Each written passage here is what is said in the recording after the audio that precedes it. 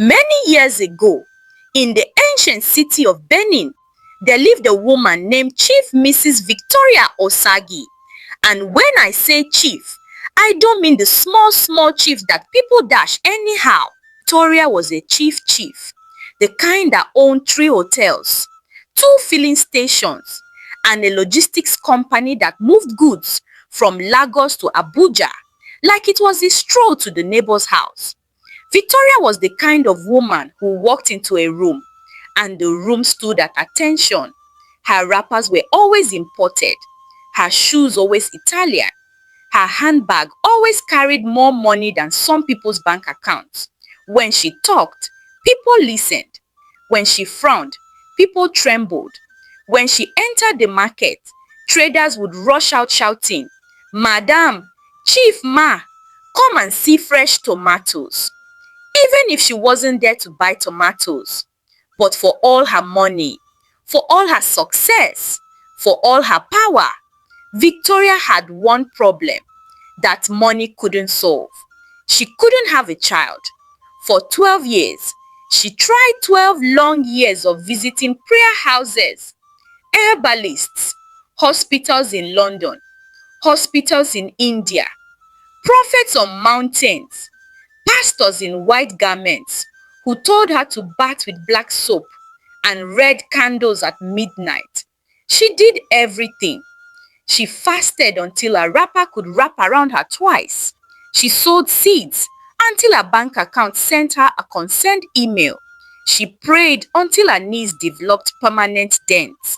Nothing worked. People talked. Oh, they talked plenty. Maybe she's too proud, Mama Osaze whispered at the market. Money cannot buy everything, oh.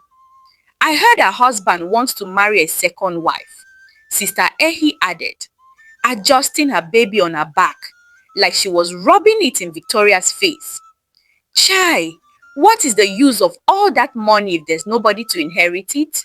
Mama Uyi sighed dramatically, as if Victoria's womb was a personal business. Victoria heard the whispers. She pretended not to care. But every night, alone in a big mansion with 12 bedrooms and nobody to fill them, she cried into her pillow until it was soaked. Her husband, Mr. Osagi, tried to be supportive, but even he was getting tired. "Victoria," he said one evening, sitting across from her at their long dining table that could seat 20 people but only ever seated 2.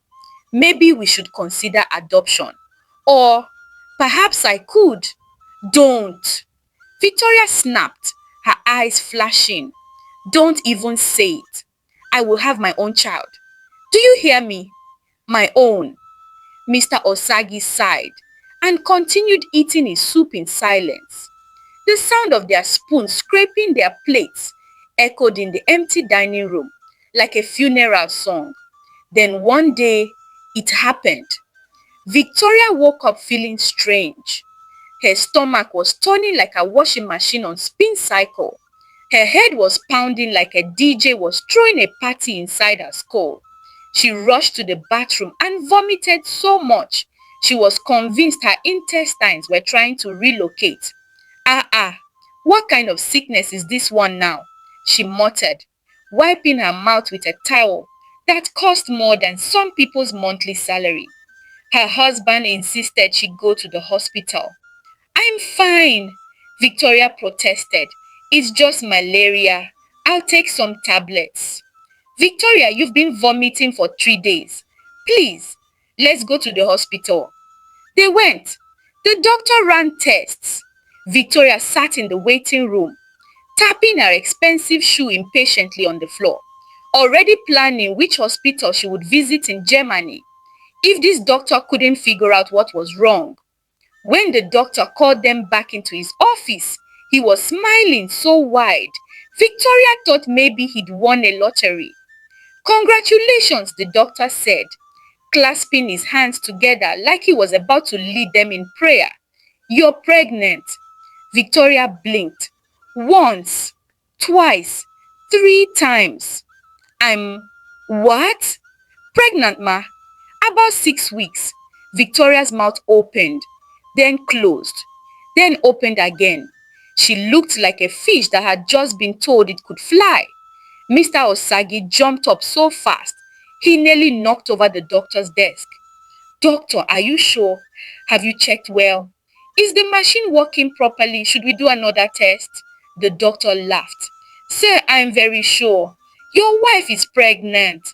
Victoria finally found her voice, and when she found it, she screamed, Jesus! Jesus has done it. Allah has answered. Amadioha has remembered me. She didn't care that she was mixing religions. She was covering all her bases. She jumped. She danced. She rolled on the floor of the doctor's office like someone who had been delivered from 20 demons. The doctor tried to tell her to be careful, but Victoria was beyond careful. She was pregnant.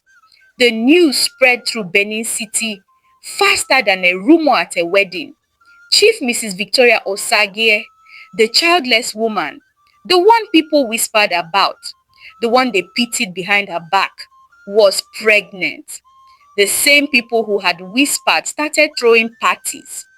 I knew it, Mama Osaze declared at the market, as if she hadn't been the one saying Victoria was cursed just last month. I was always praying for her.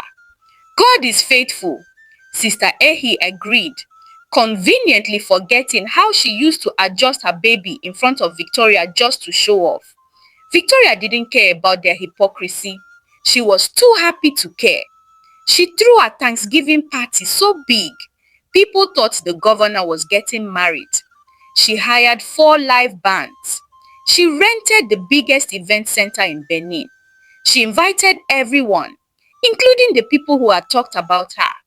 She fed them rice and different types of meat until some people had to loosen their wrappers. Eat, eat, Victoria commanded, practically forcing fried chicken into people's hands. God has been faithful. After 12 years, he remembered me. When she gave birth, 9 months later, the celebration was even bigger.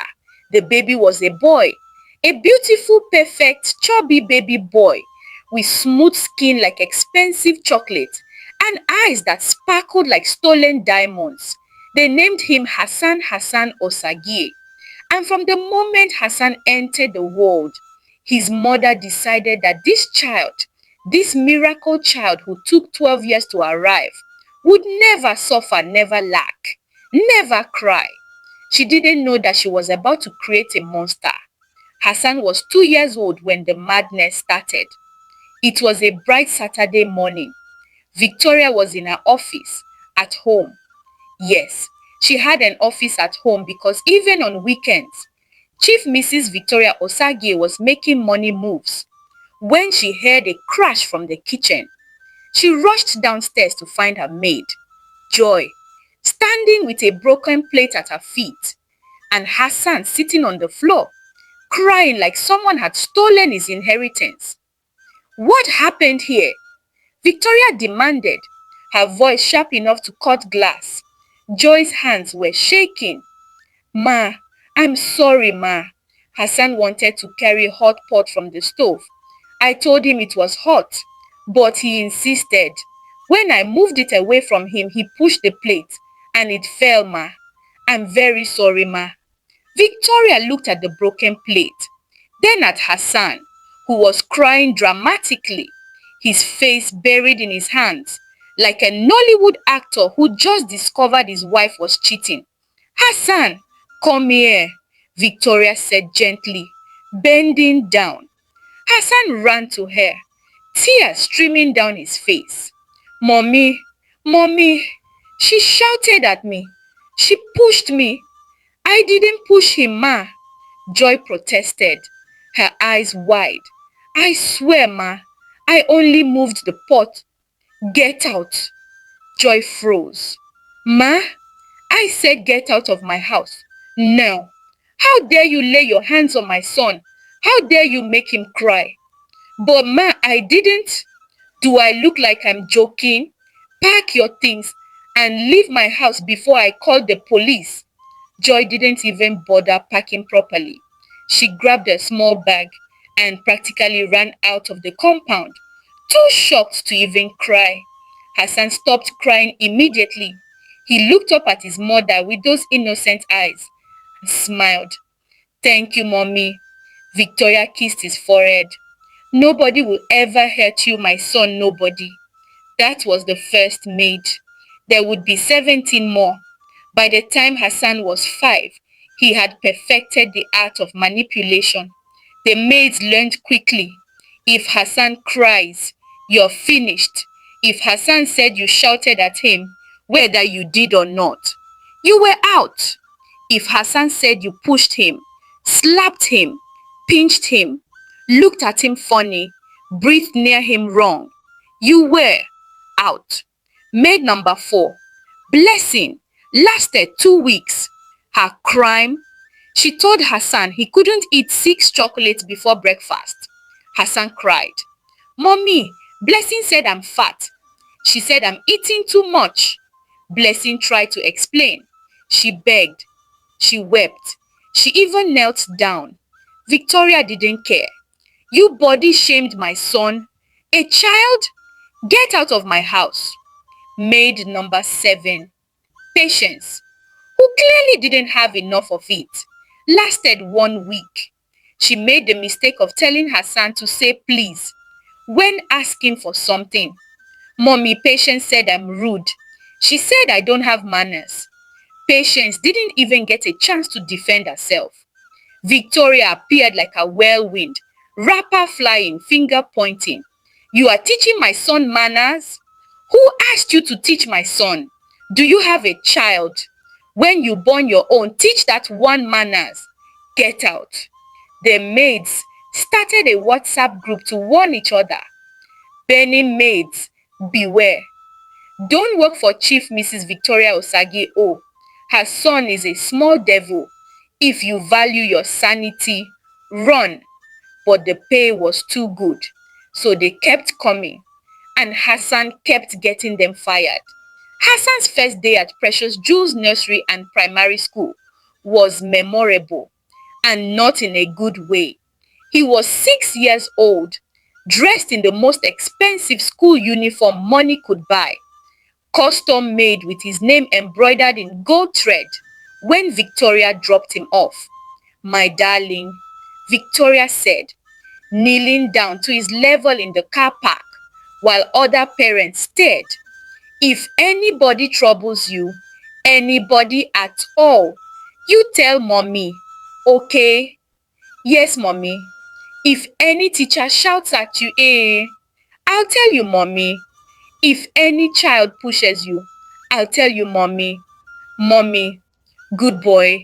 She kissed his forehead 17 times, adjusted his collar, straightened his socks, wiped invisible dust from his shoes, and finally let him go. Hassan walked into his primary 1 classroom like a small emperor surveying his kingdom. The teacher, Mrs. Adeyemi, smiled warmly. "Good morning. You must be Hassan. Welcome. Please find a seat." Hassan looked at the empty seats, then at Mrs. Adeyemi, then back at the seats. "I don't like these seats," he announced. Mrs. Adeyemi blinked. "Sorry, these seats are too small. I want a bigger seat." The other children stared. One small girl whispered to her friend, "Who is this one?" Mrs. Adeyemi forced her smile wider. "Hassan, all the seats are the same size. Just pick one and—" "I want a different seat." Mrs. Adeyemi's smile finally cracked. "Hassan, you will sit down now or you will stand for the whole lesson." Wrong move. Hassan's face crumpled. His lips started shaking. And then, as if someone had pressed a button, he began to wail. "Wah! Mommy! Teacher is shouting at me!" Before Mrs. Adeyemi could even process what was happening, Hassan had run out of the classroom, across the school compound, and straight to where Victoria's driver was still parked outside. 15 minutes later, Victoria stormed into the school like a hurricane, Inexpensive heels. Where is the head mistress? The receptionist nearly dropped her phone. Ma, she's in a meeting. I don't care if she's in a meeting with the president. Call her now. The head mistress, Mrs. Okonkwo, came rushing out of her office, alarm written all over her face. Chief, good morning. Is everything what? Your teacher abused my son on his first day. Abused? Ma, I don't understand. She shouted at him, threatened him, traumatized him. Do you know how much I'm paying to send my son to this school? Do you know? Mrs. Adeyemi was summoned. She tried to explain. Ma, I only asked him to sit down. By shouting at him? I didn't shout, ma. My son does not lie. Are you calling my son a liar? It went on for 30 minutes. By the end, Mrs. Adeyemi was apologizing for something she didn't even do. The headmistress was sweating through her blouse, and Hassan was smiling behind his mother's wrapper. That was only day one. At Kingdom Kids Academy, Hassan lasted exactly one term. 3 whole months. That was a record. His class teacher, Mr. Biodun, was a patient man. The kind of man who could watch paint dry and find it fascinating. The kind of man who believed every child had potential. The kind of man who probably needed that belief tested. Hassan tested it on day 3. It was break time. The children had scattered across the playground like ants at a sugar party. Some were playing football. Some were jumping rope. Some were sitting under the mango tree, eating their snacks and minding their business. Hassan was supposed to be minding his business too. His mother had packed him a lunch bag, so stuffed with goodies. It could feed a small village chocolate from Dubai, biscuits from London, juice boxes that cost more than some people's daily salary, meat pie still warm in its fancy container. But Hassan wasn't interested in his own food. He was watching Chamaka. Chamaka was a small girl with sharp eyes and sharper tongue. She was the kind of child who told teachers when they made mistakes in calculations, the kind who organized the class line without being asked, the kind who, right now, was carefully unwrapping her mother's fried rice and chicken. The smell hit Hassan's nose like a love letter. He didn't need that fried rice. He had better food in his bag. But watching Chamaka enjoy her lunch made something inside him itch. That terrible, unstoppable itch that made his fingers twitch and his mind whisper, take it, just take it. You want it. Hassan waited until Chamaka turned to talk to her friend. Then, quick as lightning, his hand shot out and grabbed a piece of chicken from her container. He shoved it in his mouth. Chamaka turned back and froze. My chicken! Where is my chicken? Hassan chewed innocently. His cheeks puffed out like a hamster storing nuts for winter. Hassan! Chamaka screamed. You took my chicken. I saw you. Other children started gathering. Nothing excited school children like drama. Hassan stole her chicken. Ewo, see thief. Hassan na thief oh. Hassan swallowed the chicken and put on his best innocent face. The face that usually made his mother melt like butter in the sun. I didn't take anything, he said calmly. I was just sitting here eating my food. Liar! Chamaka was practically vibrating with rage. I saw you. Your hand entered my food. Maybe you're imagining things, Hassan said with a small smile. Maybe you already ate the chicken and forgot. The audacity, the audacity. Chamaka lost it. She picked up her food container and threw it at Hassan's head. It missed barely, but the fried rice didn't miss. It splattered across Hassan's fancy uniform like abstract art. Hassan looked down at his rice-covered shirt, then up at Chamaka. Then he opened his mouth and released a scream so loud, Dogs 3 streets away started barking. Wah! She threw food at me. She tried to kill me. Mr. Biodun came rushing over. What is going on here? He stole my chicken, Chamaka shouted. She threw food at me, Hassan wailed. The other children started talking at once. Sir, Hassan took a chicken. Sir, but Chamaka threw the food. Sir, Hassan is always stealing people's food. Sir, one time Hassan took my biscuit. Sir, he took my sweet. Sir, he took my... Mr. Biodun raised his hand. Enough! Everyone back to class now.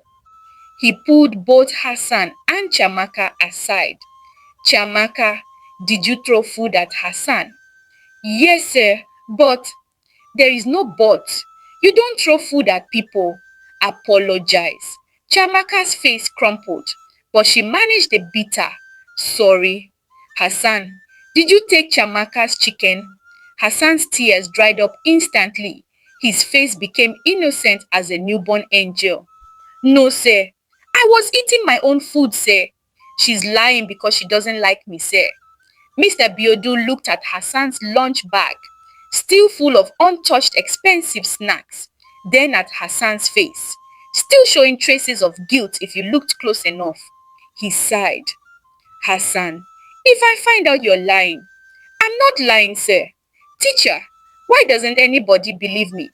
Is it because my mother has money? Is that why everyone hates me? And there it was, the trump card. Hassan had learned that bringing up his mother's wealth made adults uncomfortable, made them hesitate, made them wonder if maybe, just maybe, they were being biased. Mr. Biodun hesitated. No one hates you, Hassan. Just go and clean up. Hassan walked away with a small smile. Chamaka stared after him with pure rage in her eyes. That boy is a devil, she muttered. She wasn't wrong. The stealing continued. At school, Hassan's lunchbox would be packed with everything delicious, but he'd still steal from his classmates a sweet here, a biscuit there, someone's banana, someone's orange. It didn't matter that he didn't need it. He just wanted it. The teacher started noticing. They called Victoria for a meeting. Chief, we need to talk about Hassan's behavior. Mrs. Okonkwo, the headmistress, said carefully, like she was defusing a bomb. Victoria sat across from her, looking like she'd rather be anywhere else. She had 3 phones on the table, all buzzing with business calls she was ignoring. What about his behavior? He's been taking things from other children's lunch bags. Taking things? Yes, ma, stealing. The word hung in the air like a bad smell. Victoria's face went from annoyed to furious in 0.5 seconds. My son is not a thief. How dare you call my son a thief? Ma, I didn't say he was a thief. I said he's been taking. Taking is stealing. You just called my son a thief. Do you know who I am? Mrs. Okonkwo tried to stay calm. Chief, please. We're not trying to label him. We just want to work together to help Hassan understand boundaries. Boundaries? Boundaries? You people just don't like my son because he's better than these other children. You're jealous. Ma, that's not. We are leaving this useless school. Hassan, get your bag. Hassan, who had been sitting quietly in the corner eating candy, jumped up with his bag. He'd heard this speech before. As they marched out, Hassan looked back at Mrs. Okonkwo and gave her a small, satisfied smile. That was school number 2. By primary 5, Hassan had attended 4 different schools. Each one ended the same way. Hassan stole something. Teachers complained. Victoria exploded. They left. But it wasn't just school anymore. The stealing had grown wings. One Saturday, Victoria decided to take Hassan shopping at the Palms. the biggest supermarket in Benin. She wanted to bond with her son. She'd been so busy with business lately, and Hassan had been complaining that she never spent time with him. "Mommy is too busy for me," he'd said with those sad puppy eyes. "You love your work more than you love me." That sentence had stabbed Victoria straight in the heart. So here they were, shopping together, Victoria pushing the trolley while Hassan walked beside her like a small prince inspecting his kingdom. "Hassan, what do you want?" Victoria asked as they passed the snack section. "That one." Hassan pointed at expensive imported chocolate. Victoria grabbed 3 boxes. "What else?" "That biscuit, and that candy, and that juice, and those chips." Victoria grabbed everything. The trolley was getting full, but she didn't care. Money was not the problem. She just wanted her son to be happy. They continued shopping. Victoria was busy comparing prices on olive oil. Even rich people like good deals. When she felt someone tap her shoulder, she turned around to see a security guard looking very uncomfortable. "Excuse me, madam." "Yes," Victoria said impatiently. "Please, ma, can you come with me?" "Come with you where?" "I'm shopping." "It's about the boy, ma." Victoria's eyes narrowed. "What about my son?" "Please, ma, just come." Something in his voice made Victoria follow. They walked to the security office near the entrance. Inside, another security guard was standing next to a screen showing CCTV footage. "Madam, please watch this." The guard pressed play. On the screen, Victoria saw herself and her son in the toy section. She remembered that they'd passed through 5 minutes ago. Hassan had asked for a toy car. She'd said yes. He'd put it in the trolley. But on the screen, she watched Hassan do something else. While she wasn't looking, Hassan picked up a small bottle of perfume from a nearby shelf. He looked around quickly, like a tiny criminal checking for witnesses, then slipped it into his pocket. Her pocket. His pocket. Victoria felt like someone had poured ice water down her back. "Madam, your son has stolen a perfume," the guard said quietly. "It cost 45,000 naira. Victoria's mouth opened, then closed, then opened again. "There must be a mistake," she said, but her voice sounded weak even to her own ears. "Madam, the camera doesn't lie. We can call the boy and check his pocket." They called Hassan in.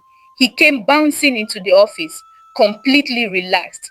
"Mommy, are we going to pay now? I'm hungry." "Hassan," Victoria's voice came out strange. "Do you have anything in your pocket?" Hassan's face flickered for just a second. So fast, you'd miss it if you weren't looking. But Victoria was looking. She was really looking. "No, mommy."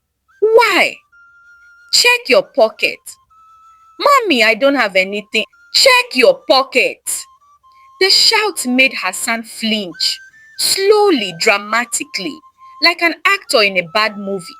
He reached into his pocket. He pulled out the small bottle of perfume. The security guards exchanged glances. Victoria stared at the perfume like it was a snake. "Hassan, why did you take that?" Hassan's lips started trembling. His eyes filled with tears. I, I just liked it, mommy. I just wanted to smell nice. I'm sorry, mommy. Please don't be angry, please." He was good. He was very good. The tears looked so real, the voice so pitiful. But for the first time in his entire life, Victoria didn't melt.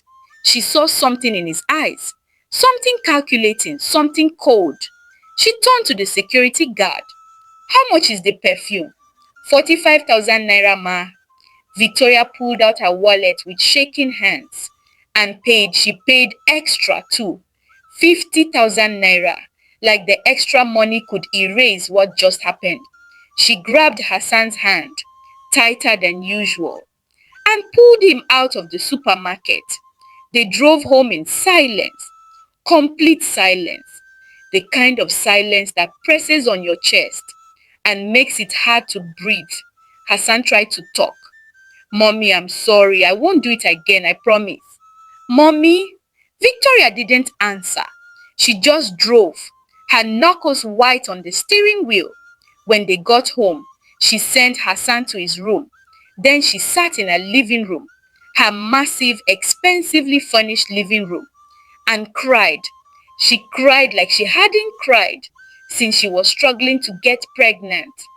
Big, ugly sobs that shook her whole body. Because for the first time, she realized something terrible. Her son was a thief, and she had made him that way. Victoria tried. She really, truly tried. The next morning, she called Hassan into her bedroom. He came in looking cautious, like a soldier entering enemy territory. Sit down, Victoria said, patting the bed beside her. Hassan sat, but kept his distance. Hassan, we need to talk. Yes, mommy. What you did yesterday at the supermarket, that was wrong. Hassan nodded vigorously. I know, mommy, I'm sorry. I won't do it again. But it's not just yesterday, is it? Victoria's voice was gentle but firm. You've been taking things from your classmates, taking things that don't belong to you. Hassan's face went blank. They're lying, mommy. They just don't like me. Hassan, I saw you yesterday on the camera. I saw you take the perfume. But I didn't mean to, mommy. My hand it just reached out and I don't know why I did it. Something made me do it. Victoria felt her heart clench. Hassan, do you like stealing? No, mommy, no, I hate it. I don't know why I do it. He was crying now. Real tears this time. Or were they? Victoria couldn't tell anymore. We're going to see someone who can help you. Victoria said firmly. Help me with what? A doctor. A special doctor who talks to children about their feelings. Hassan's face changed. I don't need a doctor. I'm not sick. Mommy, please don't take me to a doctor. I promise I'll be good. I promise. He clung to her, crying so hard his whole body shook. And Victoria who had finally decided to be strong, to be a real parent, felt herself weakening. Okay, she heard herself say. No doctor, but you have to promise me. No more stealing. Not from school. Not from anywhere. Promise. I promise, mommy. I promise. I love you, mommy. I love you too, baby. They hugged. Victoria felt relief wash over her. See, it was just a phase. Kids go through phases. He promised. Everything would be fine now. Everything was not fine. Hassan kept his promise for exactly 3 days. On day 4, he stole a pencil case from his classmate. On day 8, he stole someone's phone during PE class. He hid it in his bag. The whole school went into lockdown. Searching for it, Hassan found it later, pretending he discovered it in the bathroom. Everyone called him a hero. By age 13, Hassan had mastered the art. He was in secondary school now, his 5th school, and the stealing had evolved. It wasn't just food or small things anymore. He started stealing phones, expensive ones, from students, from teachers, even from the principal's office once. That was a close call, but he blamed it on the janitor. And Victoria believed him and got the janitor fired. But here's the thing that made Hassan's case so twisted. He didn't need to steal. Victoria bought him the latest iPhone every year, bought him designer clothes, gave him allowance that most adults didn't earn in a month. But Hassan didn't want what he had. He wanted what others had. Because taking it, gave him a feeling nothing else could give. A rush, a thrill, a sick, twisted joy that made his heart race and his hands shake and his mind scream. Yes, more. Again. Victoria tried to get him into therapy. She called 3 different child psychologists. Hassan behaved perfectly in every session. Hassan is a delightful young man. The first therapist said, very polite, very intelligent. I don't see any issues. Hassan is charming and well-adjusted. The second therapist said, perhaps the stealing incidents were exaggerated. The third therapist lasted 1 session before Hassan manipulated her so thoroughly, she ended up giving Victoria parenting advice. Perhaps, Ma, you should spend more quality time with him. He seems to crave attention. Victoria left that session feeling like she was the problem, not Hassan. Meanwhile, Hassan was at home, laughing to himself. They were all so easy to fool. Adults were so stupid. All you had to do was cry a little, smile a lot, say what they wanted to hear, and they'd believe anything. By age 17, Hassan had dropped out of his sixth school. Not expelled this time. He just stopped going. Victoria was too tired to fight him anymore. He was tall now, handsome, charming when he wanted to be. He could walk into a room and make everyone like him within 5 minutes. He used that charm to steal. He'd go to expensive stores with Victoria, let her buy him things worth millions, then casually pocket something small on the way out, a watch, a wallet, a piece of jewelry. The thrill was incredible. One day, at an exclusive jewelry store in Victoria Island, they traveled to Lagos for business. Hassan watched his mother buy him a gold chain worth 2 million naira. Thank you, mommy, he said, kissing her cheek. Victoria smiled, exhausted but happy. At least her son still loved her. At least she could still make him happy. While she was paying, Hassan's eyes drifted to the display case. A small diamond bracelet caught his eye. It was beautiful. It probably cost around 500,000 naira. His mother could buy it for him. Easy. He just had to ask. But where was the fun in that? When the sales girl turned to wrap up his gold chain, Hassan's hand shot out. Quick, practiced, perfect. The bracelet vanished into his pocket. His heart was pounding. His hands were shaking. His mind was screaming with joy.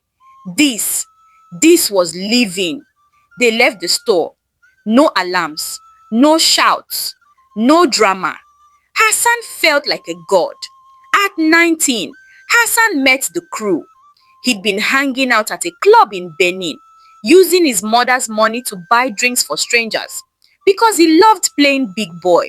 When he met Razor, Razor was lean, mean, and had eyes that had seen too much. He was 25 and had been stealing since he was Hassan's age. You've got good hands, Razor said, watching Hassan casually pocket a drunk man's wallet. Without the man noticing, Hassan smiled. Thanks. You ever thought about going big? Big how? Razor leaned in. Not just phones and wallets. Real money. Real excitement. Hassan's heart started racing. I'm listening. That was how he joined the crew. 4 guys. Razor, Dante, Crush, and now Hassan, who specialized in armed robbery. They started small, breaking into shops at night, stealing electronics, jewelry, cash. Hassan didn't need the money. His cut from each job would just pile up in a box under his bed. Sometimes he'd throw it away. Sometimes he'd give it to random people on the street, just to see their reactions. He didn't care about the money. He cared about the thrill, the planning, the execution, the moment when the alarm system was disabled, the moment when the door clicked open, the moment when they grabbed the goods and ran, adrenaline pumping through their veins like liquid fire. Hassan felt alive for the first time in his life. Meanwhile, Victoria watched the news. A string of robberies has terrorized Benin City over the past 6 months.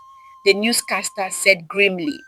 Shops, boutiques, and even a small bank have been hit by a group calling themselves the Crew. The police are investigating, but so far, no arrests have been made. Victoria shook her head, sipping her tea in a luxurious living room.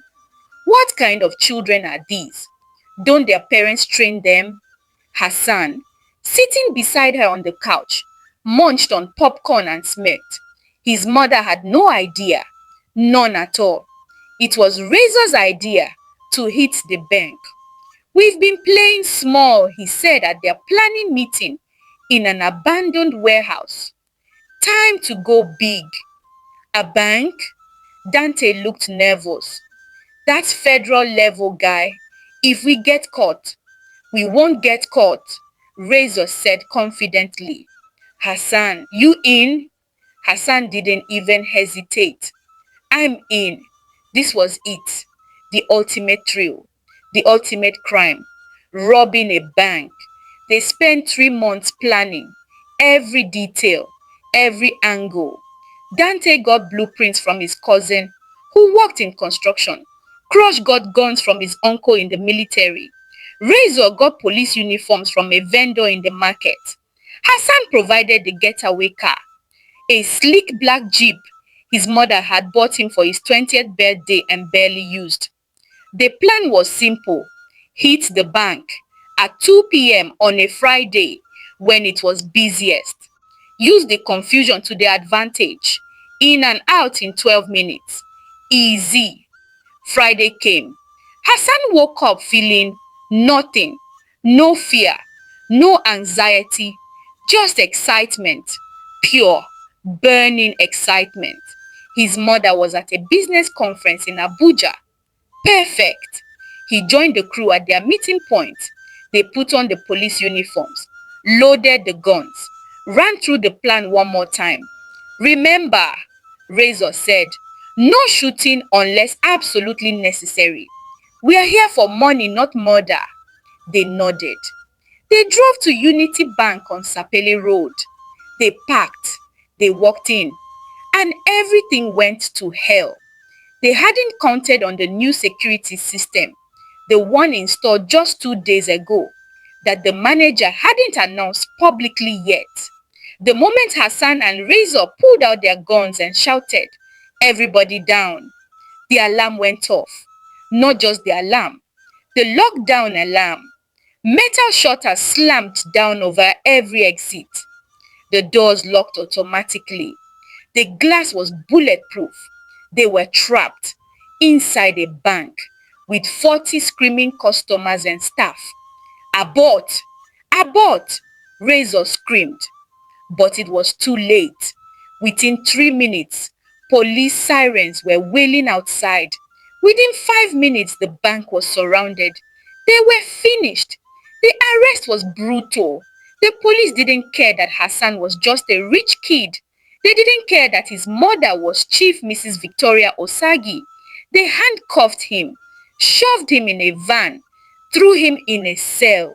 For the first time in his life, Hassan couldn't talk his way out, couldn't cry his way out, couldn't smile his way out. He was caught. When Victoria got the call, she fainted, literally collapsed in a hotel room in Abuja. Her assistant had to revive her with water. What? What do you mean my son was arrested? Ma, he was caught trying to rob Unity Bank. Lies! My son would never, but the evidence was overwhelming. CCTV footage, witnesses, the other crew members confessing and naming Hassan.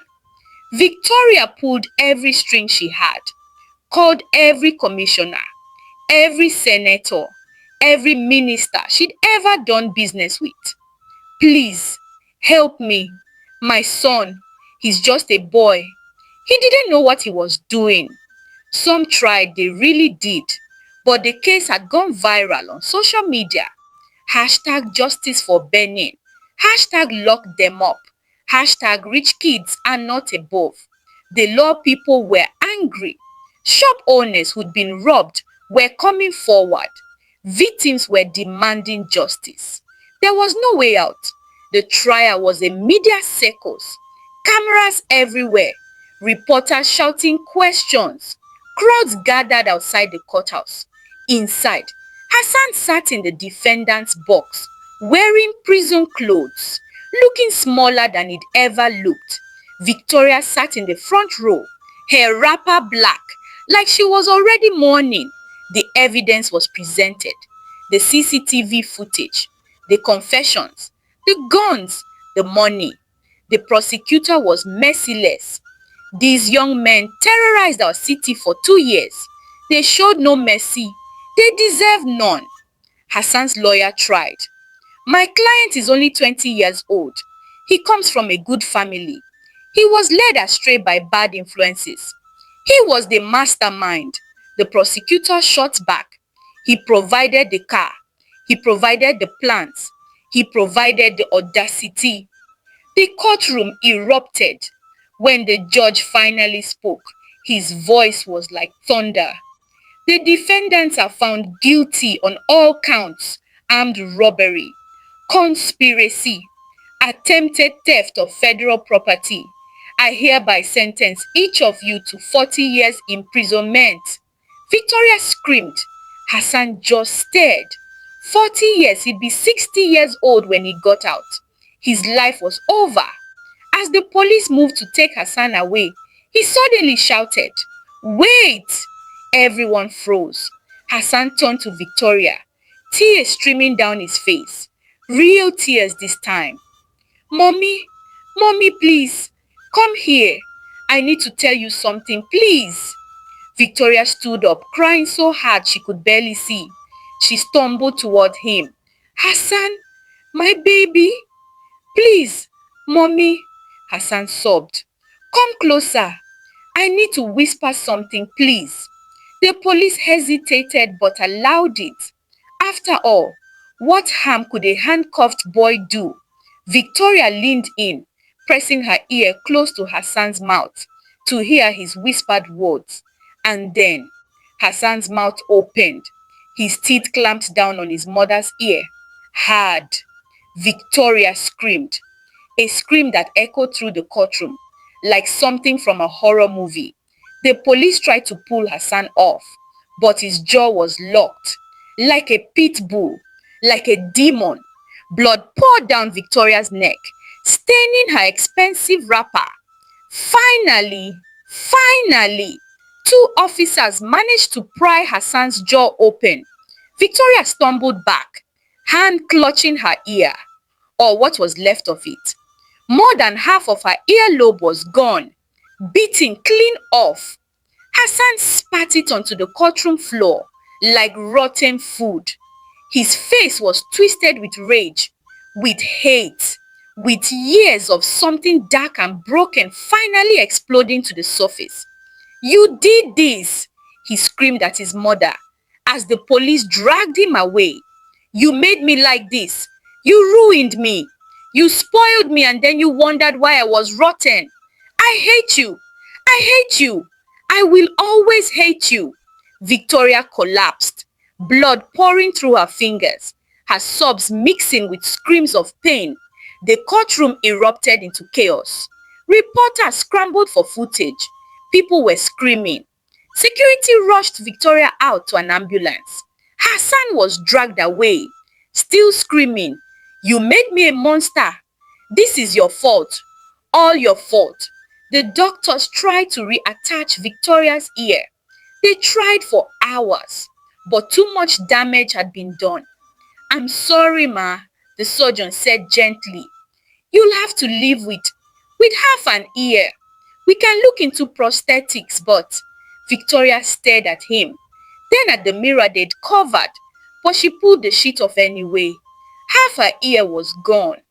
Just gone. A mangled piece of flesh remained. She looked like someone who'd been mauled by an animal. In a way, she had been. Victoria tried to visit Hassan in prison. Tried 3 times. Each time the message came back the same. "He refuses to see you." She stopped trying after the 3rd time. She went home to her mansion. her big, empty, expensive mansion and realized she had everything: 3 hotels, 2 filling stations, a logistics company worth millions, houses, cars, money in the bank that could last 3 generations. But her only son, her miracle child, the baby she'd waited 12 years for, was in prison, a criminal, a monster, and she had helped create him. Hassan sat in his cell, staring at the wall. 40 years. 40 years. He thought about everything he'd stolen, all the phones, all the jewelry, all the money from the heist they'd pulled off. He thought about the thrill, the excitement, the rush, and now nothing. Just these 4 walls, this tiny bed, this toilet in the corner, the smell of regret and sweat and hopelessness. He thought about his mother's ear in his mouth, the taste of blood, the satisfaction of hurting her like she'd hurt him. Except she hadn't hurt him, had she? She'd loved him so much she destroyed him, giving him everything he wanted, let him do anything he wanted, protected him from every consequence until he couldn't function without stealing, without taking, without destroying. Hassan put his head in his hands and for the first time since he was a child, cried real tears, tears of regret, tears of realization, tears that came too late. They end